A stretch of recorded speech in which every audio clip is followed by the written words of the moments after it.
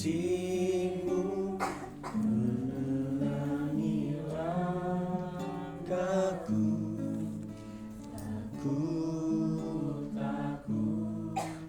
Takut bimbang karena ku tahu Kau bersamaku. Saat ku berjalan, kasih-Mu menerangi langkahku.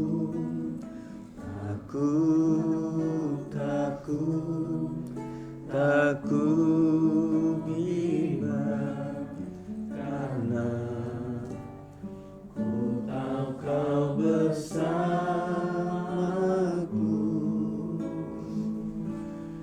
Kau lebih tahu yang terbaik bagiku. Kau lebih sanggup pulihkan hidupku. Ku berserah, ku percaya, hanya Yesus menolong yang setia.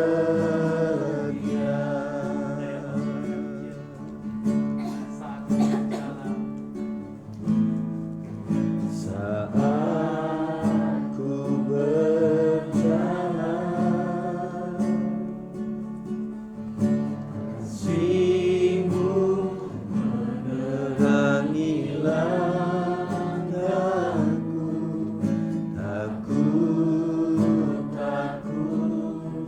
Takut bimbang karena ku tahu Kau bersamaku.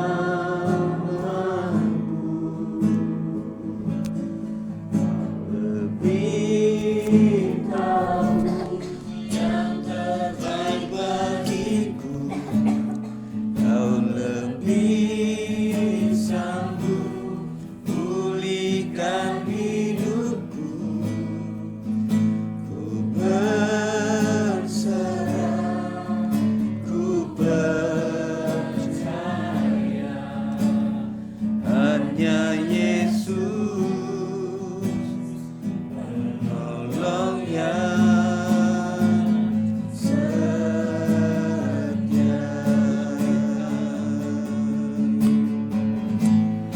Kau lebih tahu yang terbaik bagiku. Kau lebih sanggup pulihkan hidupku. Ku berserah, ku percaya, hanya Yesus menolong yang setia. Hanya Yesus menolong yang. Katakan sekali lagi, hanya Yesus penolong yang setia. Hanya Yesus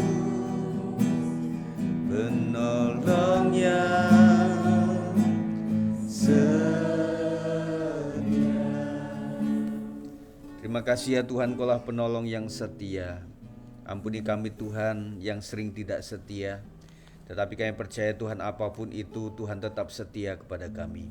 Hari ini Tuhan kami ingin belajar sesuatu yang sedang tren, yang sedang baru, yang sedang terdengar di mana-mana. Tuhan, kami ingin meluruskan hati dan kepercayaan kami supaya paling tidak hari ini kami boleh mengingat apa yang paling benar supaya kami ikuti, dan yang tidak benar kami boleh abaikan Tuhan. Terima kasih Roh Kudus supaya memimpin kami, supaya materi yang cukup banyak ini supaya lebih dipadatkan, dan nantinya kami bisa membaca dengan lebih teratur lagi Tuhan. Terima kasih, kami siap untuk mendengarkannya. Dalam nama Yesus kami berdoa. Haleluya. Amin. Puji Tuhan, malam hari ini adalah malam yang luar biasa dan semoga kita sampai kepada penghujung sesuai rencana kita ya. Nah, puji Tuhan saya sudah bagikan di grup supaya nantinya kalau saya terlalu cepat nanti bisa dipelajari. Karena ini penting sekali, banyak tentang Kristen yang progresif ini terdengar di mana-mana dan sekarang sedang lagi marak. Berbagai sumber, tetapi saya memilih sumber yang lebih akurat. Ini adalah seorang dosen STT, sebuah STT di Malang saat, yaitu Evangelis Wilson Jeremiah. Nah, saya mengambil itu karena dia juga dasarnya seorang tidak cuma ngomong doang, tetapi dia adalah seorang aktivis juga di perguruan tinggi, tentunya tidak sembarang ngomong. Kemudian dia juga belajar dari orang-orang khusus yang memang mempelajari dari 2 buku.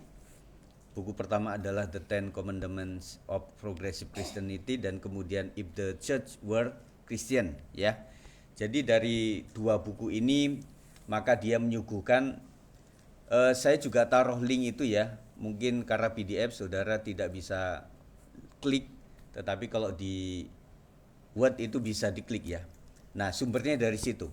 Tetapi malam hari saya persingkat, intinya apa yang mencetuskan ide-ide sehingga Kristen progresif ini muncul begitu ya. Istilah kata adalah kritikan terhadap gereja. Dan ini cukup sangat menggembarkan juga, tetapi memang firman Tuhan sudah mengatakan di dalam 2 Korintus 11 ayat 4, Sebab kamu sabar saja jika ada seorang datang memberitakan Yesus yang lain daripada yang telah kami beritakan, atau memberitakan kepada kamu roh yang lain daripada yang telah kamu terima, atau Injil yang lain daripada yang telah kamu terima. Galatia 1 ayat 6 juga mengatakan yang mirip, aku heran bahwa kamu begitu lekas berbalik daripada dia yang oleh kasih karunia Kristus telah memanggil kamu dan mengikuti suatu Injil lain. Nah, sejak awal memang Injil lain itu akan ada dan itu muncul. Nah, kita melihat bahwa bagaimana orang sampai mengadakan konsili beberapa kali sejarah gereja itu untuk mengklirkan melegalitas bahwa Yesus Kristus memang Tuhan dan Injil Alkitab itu adalah sudah dikanonisasi, artinya sudah dianggap benar. Jadi ada 66 kitab yang kita sedang anut itu sudah dalam berabad-abad sudah dicetuskan dan itu sudah sama-sama setujui seluruh sinode gereja. Tetapi belakang ini mulai muncul hal-hal yang meragukan kebenaran firman Tuhan. Nah, Kristen progresif itu atau disebut liberal lah ya.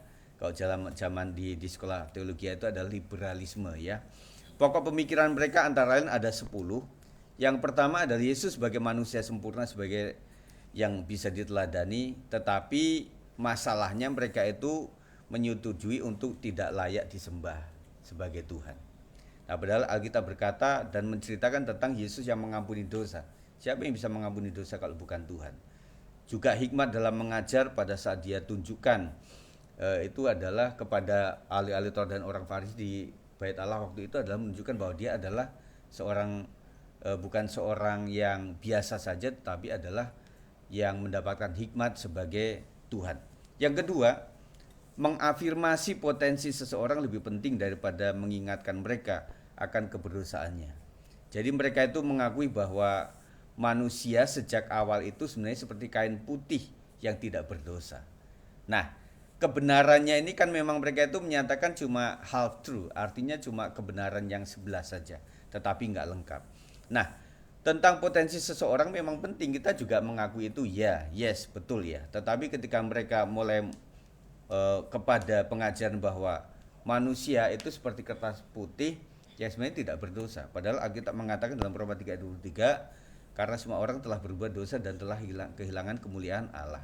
Efesus 2 ayat 3 juga mengatakan sebenarnya dahulu kami semua juga terhitung di antara mereka.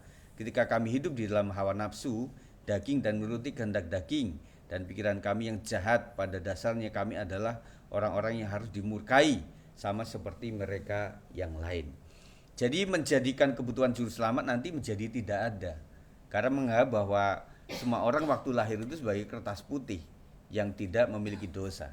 Jadi kebutuhan untuk juru selamat nanti nggak ada. Yang ketiga, tindakan rekonsiliasi harus lebih dihargai daripada menghakimi. Jadi mereka itu melihat bahwa gereja itu kok melalui mimbar, melalui apa itu kok sukanya yang negurin atau mengarahkan kepada hal-hal yang ini, kok malah menunjukkan kepada bahwa kita itu adalah orang-orang yang semuanya berdosa begitu loh.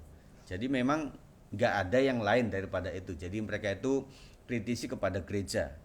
Nah, sedangkan Alkitab kan berkata di dalam Matius 18 ayat 15, apabila saudaramu berbuat dosa, tegurlah dia di bawah 4 mata.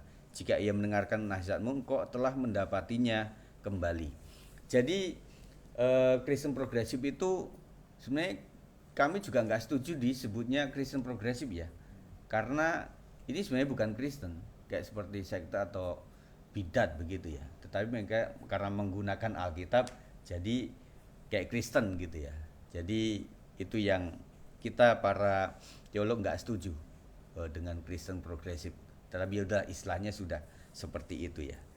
Jadi sebenarnya mereka itu ya oke lah, tetapi jangan mengunggah yang jahat-jahatnya terus gitu ya. Tetapi kita kan mesti kontrasnya ada, mana dunia, mana surga, mana benar, mana salah, mana gereja yang benar, mana dunia yang salah, mesti jelas dulu. Kalau tidak ya sama saja, ada gereja nggak ada gereja, nggak ngaruh gitu ya. Nah makanya banyak orang sekarang tidak mengemari gereja, mereka mengemari yang hura-hura, yang praise and worship begitu luar biasa. Dan kalau praise and worship kan nggak pernah nyinggung dosa itu, jadi mereka aman sajalah memuji Tuhan begitu ya. Nah itu yang bahayanya di situ teman-teman semuanya. Yang keempat, sikap murah hati lebih penting daripada kepercayaan pada yang benar. Meskipun salah doktrin asalkan murah hati. Jadi ini seperti menganggap kepada seperti amal lah, kebaikan begitu loh. Jadi membuat ya yang penting murah hati, meskipun doktrinnya itu nggak jelas, itu lebih baik begitu ya. Padahal Alkitab juga berkata, awasilah dirimu sendiri dan awasilah ajaranmu. 1 Timotius 4 ayat 16 yang A. Jadi ini melesetnya agak jauh ya. Kalau ini terpelihara dengan baik, ini menjadi penyesatan yang luar biasa ya. Yang kelima, mengundang pertanyaan lebih berharga daripada menyediakan jawaban. Jadi kalau orang-orang filsafat suka dengan ini. Jadi mereka lebih bertanya begitu. Nah, mereka menganggap bahwa gereja itu terlalu dengan cepat menjawab. Ya kan memang Alkitab kan sudah menjawab gitu ya, cepat. Ayatnya ada, nggak boleh mencuri, nggak membunuh, nggak boleh berzina, nggak boleh mengingini sesuatu dari orang lain, kan jelas. Ngapain mesti sesuatu yang panjang lebar kita terangkan, padahal Alkitab sudah menuliskan dengan pasti begitu ya. Matius 5 ayat 37 mengatakan, jika ya, hendaklah kamu katakan ya, jika tidak, hendaklah kamu katakan tidak. Apa yang lebih daripada itu berasal dari si jahat. Jadi orang sekarang itu, jemaat saya melihat lebih suka untuk tidak ditegur. Mungkin kita sempat merasa gitu nggak kira-kira? Jadi makanya kalau praise and worship oke lah, kita ikuti saja doa-doa atau waktu menjelang firman, aduh ini pasti kita ditemplakin gitu ya. Nah itu sudah masuk kepada keinginan-keinginan masyarakat luas, orang Kristen progresif yang pengennya bergereja itu yang aman-aman sajalah, yang damai-damai sajalah, lantas diikuti dengan bahwa kita sudah memang yang penting kebaikan, murah hati, dan kita merasa bahwa sejak kita lahir itu sebagai kertas putih yang tidak bernoda. Nah jadi itu saling kait mengait sehingga membuat gereja itu susah berkembang di masa ini untuk menjadi yang sehat. Yang keenam, mendorong pencarian pribadi lebih penting daripada keseragaman sebuah kelompok. Jadi mereka itu udah sangat sangat bosan dengan namanya komisi. Sejak kecil sudah ada sekolah minggu, habis itu ada teens, habis itu ada youth, habis itu ada profesi, habis itu ada WBI, kalau sudah itu ada kaum pria, kemudian ada ibadah raya. Nah mereka itu pengennya nggak begitu, jadi pengennya adalah pribadi kita lah. Nah makanya kan kita susah untuk menggerakkan komisi, menggerakkan untuk doa-doa PWP atau komsel itu susah, karena mungkin nggak sadar kita itu kepengenannya memang yang nggak legalitas begitulah. Pengennya bebas pribadi saya lah. Saya mau ibadah di mall, saya mau ibadah di X1, saya mau ibadah tempatnya di ruko, saya mau ibadah di rumah, atau saya nggak ibadah jangan diurusin. Nah begitu loh. Nah mungkin kita sempat punya pikirannya seperti itu sehingga membuat kita sudah umumkan pun menggerakkannya juga susah. Jadi hati-hati sekali, jangan sampai kita itu membuat kegiatan gereja itu menjadi tidak penting. Alkitab berkata di dalam 1 Korintus 5 ayat 6 dan 7, kemegahanmu tidak baik, tidak tahukah kamu bahwa sedikit ragi mengkamiri seluruh adonan. Buanglah ragi yang lama itu supaya kamu menjadi adonan yang baru, sebab kamu memang tidak beragi, sebab anak domba Paskah kita juga telah disembelih, yaitu Kristus.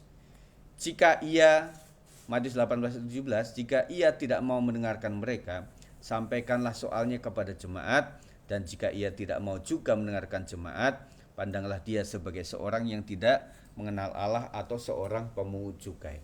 Nah, sekarang jemaat itu suka kepada kumpulan yang besar. Ya. Puji Tuhan kita masih kecil di sini, artinya mudah terdetek kita itu.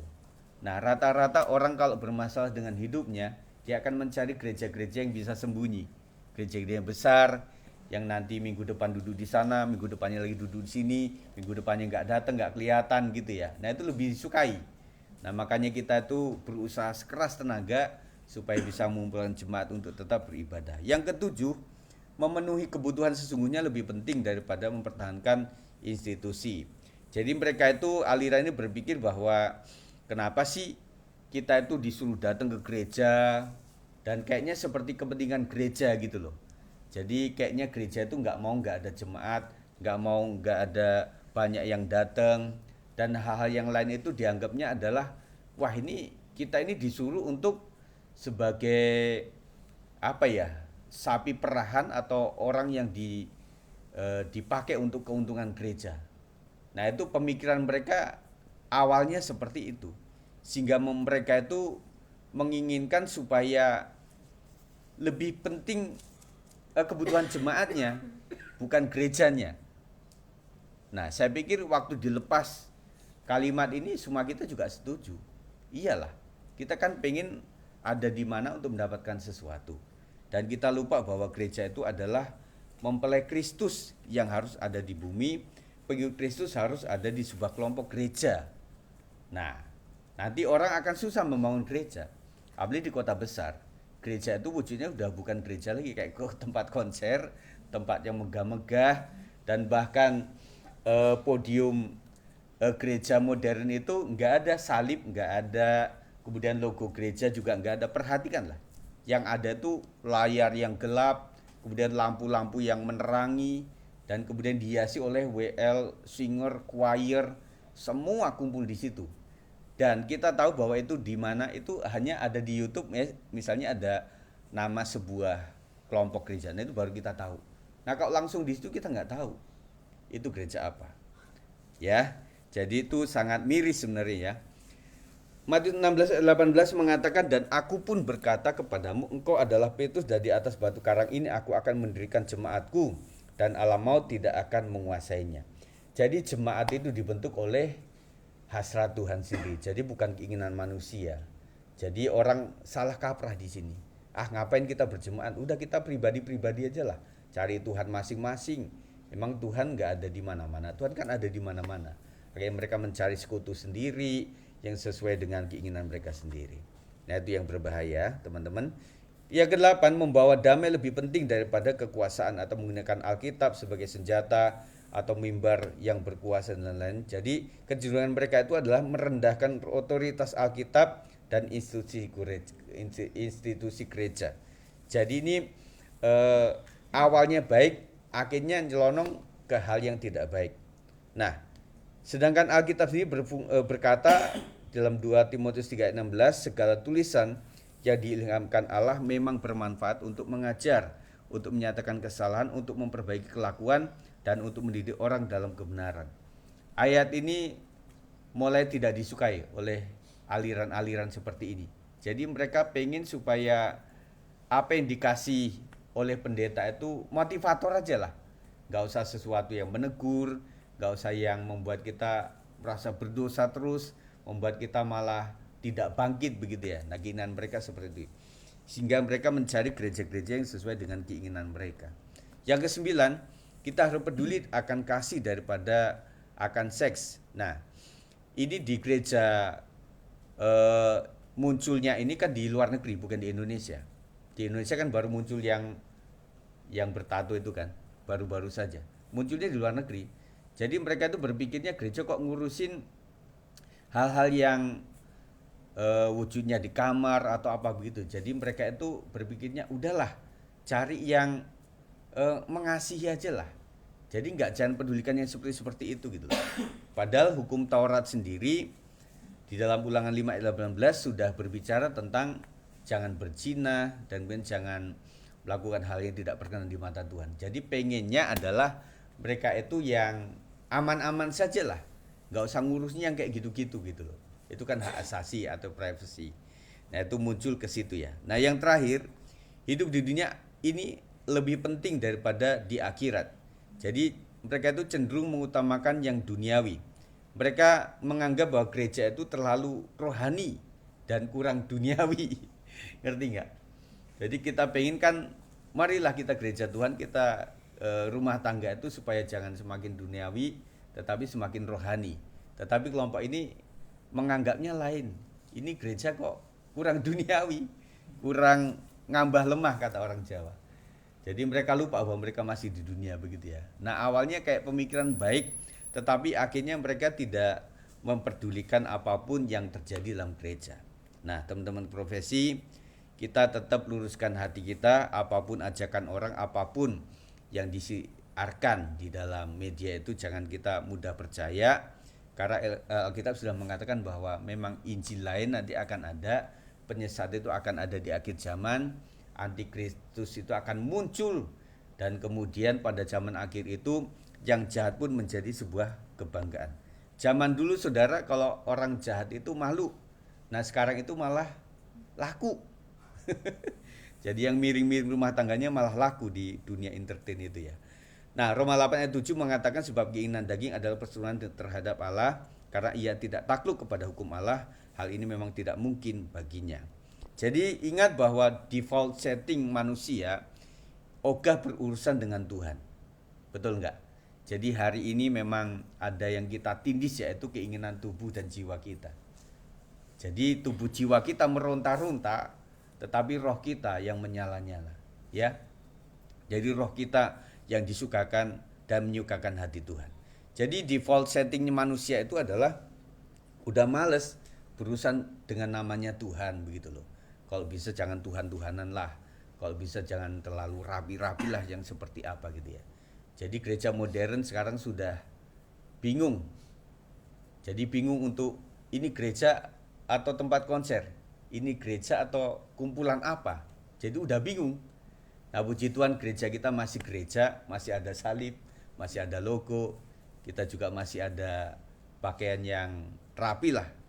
Nah kemudian yang terakhir adalah menurut yang di Indonesia nih sumber dari pemimpin Kristen progresif Brian Syawarta. Nah ini masalahnya orang ini diundangin sama vlogger-vlogger, diundangin sama YouTuber-YouTuber gitu loh untuk bicara. Masalahnya kan di situ. Jadi makanya makanya ada yang kritik ini PGI kemana gitu loh. Ini kan udah jelas ajarannya seperti apa. Jadi dia mengatakan begini, ada 3 hal yang dia katakan, nanti bisa dilihat di YouTube-nya ya. Jadi Tuhan itu adalah Bapa yang baik, yang pastinya tidak rela atau tega menghukum orang ke neraka hanya gara-gara tidak percaya kepada Yesus Kristus. Memang benar, kalau cuma percaya itu memang gak akan menyelamatkan. Karena iblis pun juga percaya bahwa Yesus itu adalah Kristus, tetapi adalah mengimani dan juga melakukan kepercayaannya itu dan beriman betul kepada Tuhan. Jadi gak cuma knowledge, tetapi faith yang beriman betul-betul gitu ya. Kemudian tidak percaya adanya surga dan neraka. seperti yang tergambar selama ini gitu loh. Jadi membayangkan surga dan neraka itu, aduh, itu kayak dongeng saja. Kemudian yang terakhir dia katakan bahwa dia tidak percaya kepada Alkitab sebagai firman Allah karena ditulis oleh manusia. Jadi harus ditafsirkan secara progresif. Progresif itu berkembang terus gitu loh. Padahal saya katakan tadi konsili itu sudah mencetuskan Alkitab menjadi kanonisasi itu sebanyak 66 kitab itu sudah benar disetujui sampai berabad-abad. Nah ini orang baru muncul, ya istilah kata orang tua bilang anak baru kemarin udah kayak menggarap Alkitab nggak bener, ini nggak bener, terjemahan kurang bener, punya saya yang paling bener, penafsiran yang progresif. Jadi gitu ya, jadi menganggapnya seperti itu bahaya sekali. Tetapi kita harus tetap berpegang teguh kepada firman Tuhan sajalah ya. Kalau dari 1 ayat 6 sampai 10 mengatakan tentang hal yang bertentangan dengan apa yang dikatakan oleh pencetusnya ini.